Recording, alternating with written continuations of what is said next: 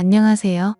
왜 이렇게 연상의 남자를 만나게 된 건지 그때는 어린 마음의 남들보다 여유가 있어 보이는 남편의 모습에 반해서 결혼을 결심했는데 결혼하고 나니 후회가 되는 부분이 더 많습니다. 그나마 연애할 때는 남편도 한참 때라서 괜찮았는데 결혼 후부터는 영 아니었어요. 더군다나 결혼하면서 남편의 권유로 저는 회사까지 그만두게 되면서 솔직히 집안일을 하고 나면 딱히 할 게 없어서 체력적으로 힘이 남아 돌았는데 영업맨인 남편은 퇴근하고 나면 많이 힘들어했어요. 그리고 퇴근 후에는 술 약속이 뭐가 그리 많은지 허구한 날 술에 떡이 돼서 일어나지 않는 남편을 보고 있으면 날이 가면 갈수록 불만은 더해졌습니다. 그나마 자녀 계획 때문에 결혼 2년 차까지는 남편과 저는 애를 많이 썼습니다. 하지만 아무 소식도 없어서 찾아간 병원에서 남편이 씨 없는 수박이라는 걸 알게 되어버렸고 그날 이후로는 그나마 주기적으로 하던 노력도 없어지고 말았죠. 남편은 아무런 생각이 없는 건지 제가 먼저 어떻게 해보려고 하면 가족끼리는 그런 거 하는 거 아니라면서 은근슬쩍 방으로 들어가고는 하더라고요. 아이도 못 가지는 상황까지 되고 나서 생각이 많아졌습니다. 정말 이럴 거면 회사는 왜 그만뒀는지 그리고 이렇게 나이 많고 체력도 좋지 않은 남자랑은 왜 결혼을 한 건지 후회가 되었어요. 사실 저는 회사 일을 정말 좋아했거든요.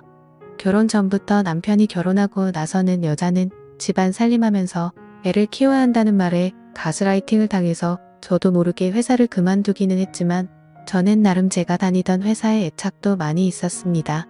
중소기업이긴 했지만 회사에서 남직원들보다 훨씬 더 일을 척척 잘해내는 제 모습이 너무 좋았고 여자라고 승진을 시켜주지는 않았지만 제게 기대를 걸어주는 사람들이 많았거든요.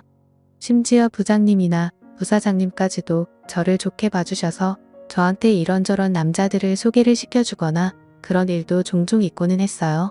당시에는 남편과 연애를 하고 있었음에도 저는 그런 소개 자리를 거절하지는 않았습니다. 더욱더 안타까운 건 남편보다 조건이 좋은 남자들도 많았지만 그 당시에는 남편보다 저를 만족시켜주는 사람은 없었거든요. 그랬던 남자가 지금에 와서는 왜 저 모양 저 꼴이 된 건지 정말 밤마다 짜증이 납니다. 이혼 사유가 될 수 있다는 말이 거짓말이거나 지어낸 건지 알았는데 그게 아닌 것 같아요.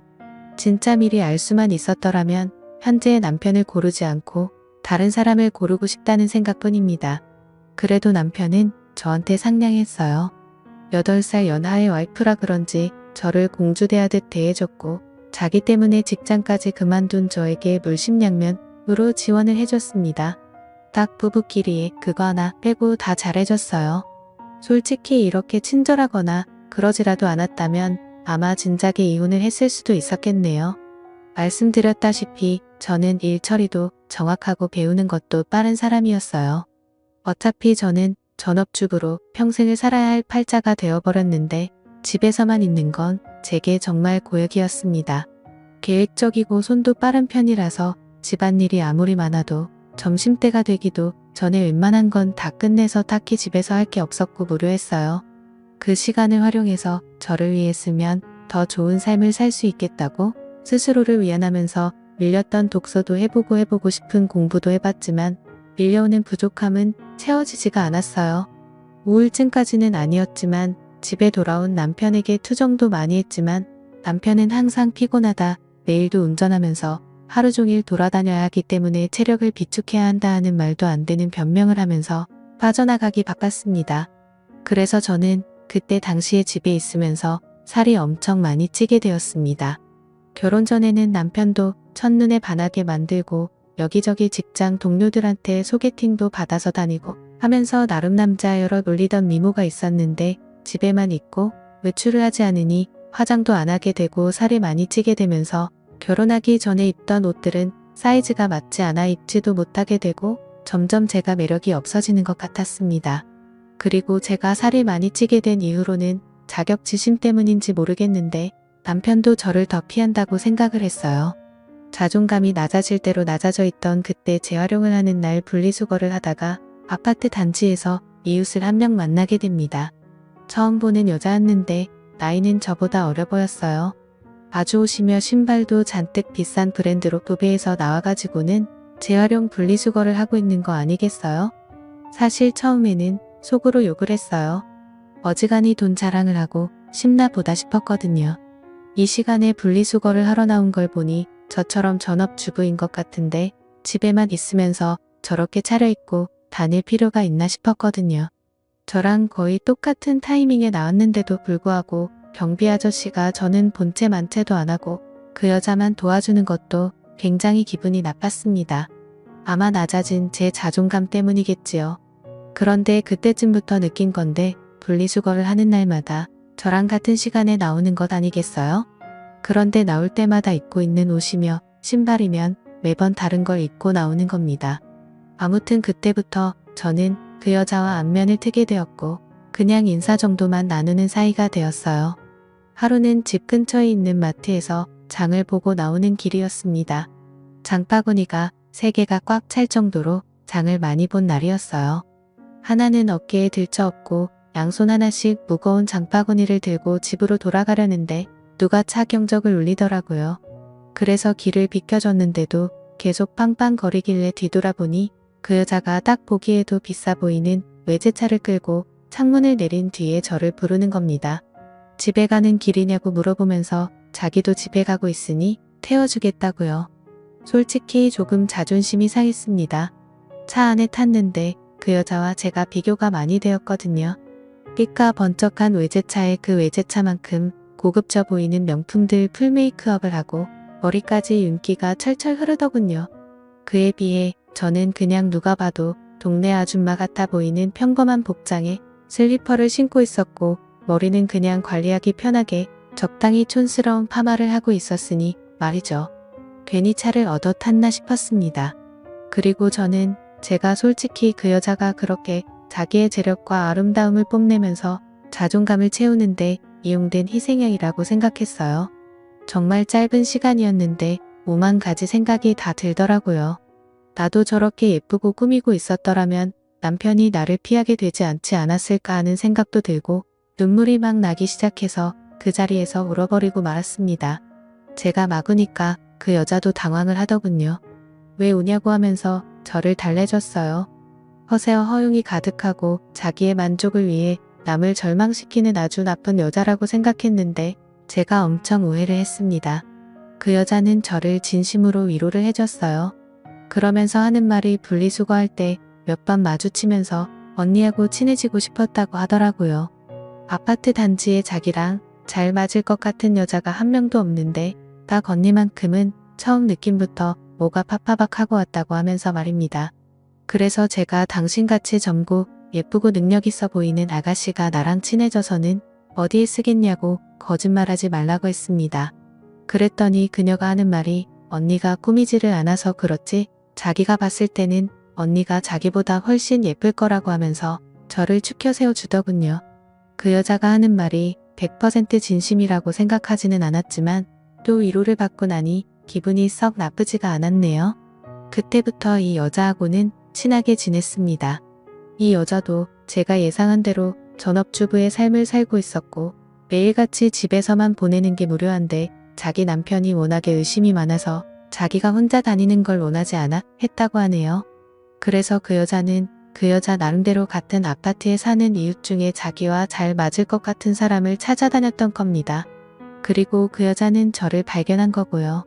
안목이 있는 여자라는 생각이 들었어요. 제가 그 당시에 꾸미는 것도 포기하고 살도 많이 쪄 있는 상황이었지만 왕년에는 엄청 잘 나갔었다는 거를 본능적으로 눈치를 채고 있었던 거잖아요. 아무튼 제 인생은 그 여자를 만나면서 급박하게 변하게 되었습니다. 그 여자를 따라다니면서 동네에 있는 헬스장도 다니고 요가도 배우고 관리도 받으며 잃어버린 저의 미모를 다시 되찾기 시작했어요. 적당히 관리하기 편한 꼽을 머리도 그만두고 미용실에 가서 관리도 받아보고 옷도 후줄근해져서 목이 늘어난 티셔츠는 다 가져다 버리고 그 여자만큼 비싼 브랜드 옷을 사지는 못했지만 적당히 괜찮은 옷들로 제 옷장을 다시 채워나갔습니다. 그리고 제가 관리를 받으며 살이 빠지기 시작한 그때 드디어 각방을 쓰던 남편도 혼자 자니까 너무 춥다며 방으로 돌아왔습니다. 남편이 다시 저를 여자로 봐주면 기쁠 거라고 생각했는데 하나도 기쁘지가 않았습니다. 느릿느릿한 거북이인 저와 결승점까지 전력 질주를 하는 토끼 같은 남편이었거든요. 동화 속 토끼는 결승점에 다다르기 전에 잠깐 쉬었다라도 가지. 결승점까지 혼자 전력 질주를 해버리니 느릿느릿한 거북이는 결승점까지 한참 남았는데도 그 차이가 너무 커져버리니 혼자 꾸역꾸역 끝까지 가는 것보다 그냥 경기를 포기하게 되더라고요. 그날 이후로 제 옆으로 돌아오려는 남편이 정말 꼴보기가 싫었어요. 그래서 코를 고는 소리가 너무 시끄러워서 잠을 못 자겠다고 다시 혼자 쓰던 방으로 돌려보내버렸습니다. 그 이야기를 같이 다니게 된 그 여자에게 했더니 100번 1000번 잘한 거라고 하면서 언니가 빨리 자존감을 찾은 것 같아 다행이라며 제 편을 들어줬습니다. 그리고 제가 완전히 다이어트에 성공해서 결혼 전에 미모까지는 아니지만 아름다움을 다시 손에 넣었을 때는 그 여자가 저를 여기저기 끌고 다니면서 완전 새로운 세상을 보여줬어요. 30대 초반과 중반의 여자였고 결혼한 사람들이었지만 세상은 정말 넓고 저희를 찾아주는 곳은 엄청나게 많더라고요. 골프도 치러 다니고 어디 공기 좋은 곳에서 외식을 하러 다니고 했습니다. 돈 한 푼 내지 않아도 알아서 다 계산해 주니까 좋았어요. 남편이 아니어도 저를 배려해주는 남자들은 지천에 깔려 있었고 왜 내가 이런 세상을 모르고 살았나 혼자서 전전긍긍했던 지난 몇 년간이 참 후회가 되었습니다. 그러다 그 여자가 언젠가 저를 불러서 이제 한동안은 못 보고 지낼 것 같다는 소식을 전해왔습니다. 사실 그 여자는 얼마 전에 이혼을 해서 돌싱이 되었다고 합니다. 남편이 제법 벌이가 괜찮아서 호의호식을 하고 있는 걸로 알았는데 말이죠. 그래서 그녀에게 앞으로 어떻게 할 거냐고 물어봤어요. 저는 사실 이 여자가 여기저기 막 구르고 다녀서 이혼을 당한 거라고 생각했거든요. 그런데 그게 아니었습니다. 그녀가 남편을 차버린 거였어요. 어떻게 할 거냐 하는 건 쓸데없는 걱정이었던 거죠. 왜냐하면 그녀는 그동안 집에 있으면서 코인을 해서 앞으로의 인생에 남편이 필요 없어질 만큼 큰 돈을 벌게 되었다는 거예요. 지금 사는 아파트는 남편 명의로 해주고 재산 분할을 또 따로 받기로 했답니다. 저랑 떨어지게 된 건 아쉽지만 자기도 좀 더 놀기 좋아하는 사람들 많고 할 거 많고 놀기 편한 동네로 이사를 갈 계획이라고 하는 겁니다. 막상 저를 여기저기 데리고 다니던 그녀와 더 이상 같이 놀지 못하게 된다니 많이 아쉬웠습니다. 이제 막 저는 다시 제 인생을 찾은 느낌이었는데 다시 또 혼자가 돼버린다는 느낌이 들었어요. 그 여자가 없으면 차도 없고 운전도 할 줄 모르는 제가 어떻게 어디를 놀러 다니겠나 싶었습니다. 그렇다고 그녀가 집도 남편한테 넘기고 이사를 가는데 저 하나 때문에 그걸 포기하진 않겠다 생각했죠. 그렇게 그녀는 제 인생을 송두리째 바꿔버리고는 새로운 삶을 찾아 떠나버리고 말았어요. 남편이 출근해 있는 주중에는 정말 매일같이 놀러 다녔는데 너무나도 아쉬웠습니다. 그리고 그렇게 같이 놀러 다닐 사람이 없으니 저도 기껏 관리받으러 다니던 운동도 손을 놓게 되고 그렇게 다시 살이 찌기 시작한 거예요. 그러다 이렇게 되면 안 되겠다는 생각이 들었습니다. 그리고 그 여자처럼 자주적으로 살고 싶어졌어요. 투자 같은 건 전혀 모르지만 제가 같이 놀면서 느낀 바 그 여자가 그렇게 썩 머리가 좋아 보이지는 않았는데 코인으로 돈을 벌었다니 저는 일한 경험도 있고 능력이 있던 사람이니 제가 코인을 시작하면 그녀보다 더 큰 돈을 벌 수 있지 않을까 하는 자신감이 생겼어요. 제가 돈을 벌게 되면 남편 때문에 포기해야 했던 제 인생을 다시 시작할 수 있다고 생각했습니다. 그 돈으로 차를 사고 운전을 배우고 하면 저 혼자서 못 놀러 다닐 것도 없다고 생각했고 차가 생기면 이사를 가버린 그 여자를 만나서 예전처럼 둘이 같이 다녀도 되는 게 아니겠나 하는 생각이 들었어요. 다만 제가 코인을 시작하기에는 커다란 문제가 있었습니다. 제가 전업주부를 하면서 실질적으로 돈을 벌어오는 남편이 경제권을 가지고 있었고 저는 그때그때 생활비를 타서 썼기 때문이에요. 코인을 하려면 자본금이 필요할 텐데 남편에게 이야기하지 않고 사는 그 자본금을 만들 방법이 없었던 상황입니다. 은행 대출부터 여성 전용 대출 같은 사금 인권까지 알아보다가 아무리 그래도 리스크가 있는 투자인데 빚을 내면서 하는 건 아닌 것 같다는 생각이 들어서 차라리 남편한테 솔직히 말하고 허락을 받아내겠다는 생각을 했습니다. 말씀드렸다시피 제 부탁을 썩 잘 들어주던 사람이었기 때문에 적어도 거절은 하지 않을 거라는 확신이 생겼고 제 예상대로 남편은 제 생각이 그렇다면 한번 해보라고 1,000만 원을 저에게 건네주었어요. 그리고 그날은 웬일로 자기가 코를 안 골 테니 같은 방에서 자도 되냐고 하기에 그렇게 하라고 했습니다. 내 털끝 하나 건드리지 않는 조건을 걸었더니 심통이 나서 그냥 혼자 자겠다고 방으로 가더군요.